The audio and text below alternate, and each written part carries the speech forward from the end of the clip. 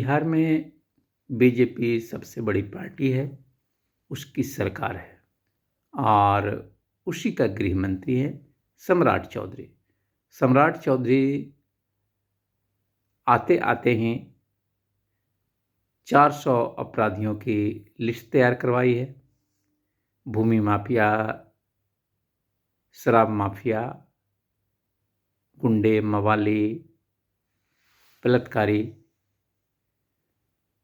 सबकी लिस्ट है और उस पे अब सीधी कार्रवाई का सरकार मन बना रही है।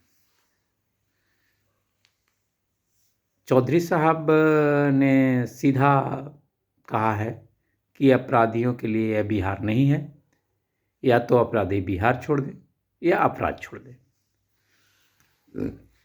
अपराधियों पर नकेल कसने के लिए अब स्कूलों और कॉलेजों के बाहर भी पुलिस तैनात होगी और सिर्फ तैनात ही नहीं होगी बल्कि रोमियों पर भी सीधी कार्रवाई होगी, पुलिसिया कार्रवाई होगी।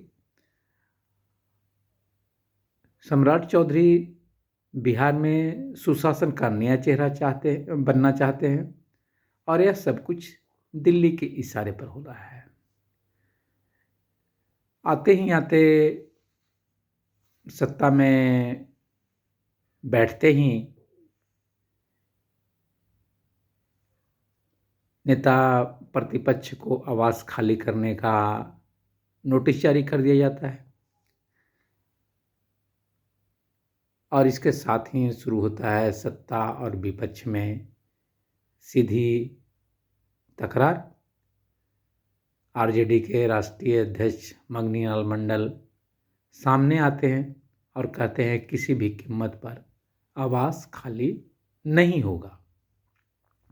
अब देखना मज़ेदार ये होगा कि आवास कब खाली होता है, कैसे खाली होता है या नहीं होता है ना। दूसरी तरफ चुनाव में हारे हुए अपने तमाम उम्मीदवारों से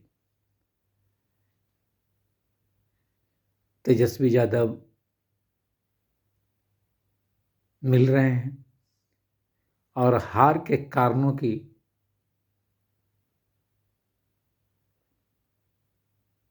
को जानने के लिए सीधा संवाद कर रहे हैं, मैन टू मैन पूछ रहे हैं कि आपने चुनाव कैसे हारा, क्यों हारा, कितने वोटों से हारा और क्यों नहीं जीते। यानी हर हाल में वो कारण पता लगाना चाहते हैं कि उनकी हार की वजह क्या रही।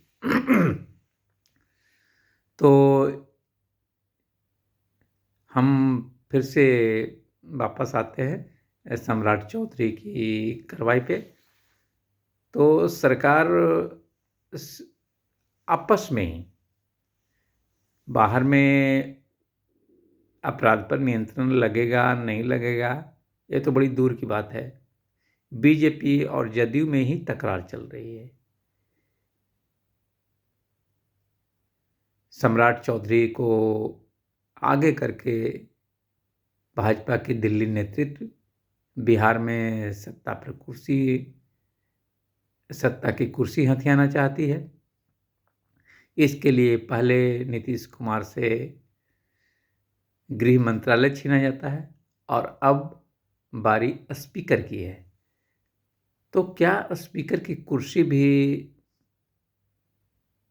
नीतीश जी के हाथ से जाने वाली है और नीतीश जी किसी भी कीमत पर स्पीकर की कुर्सी चाहते हैं ताकि सरकार पर उनकी पकड़ बनी रहे।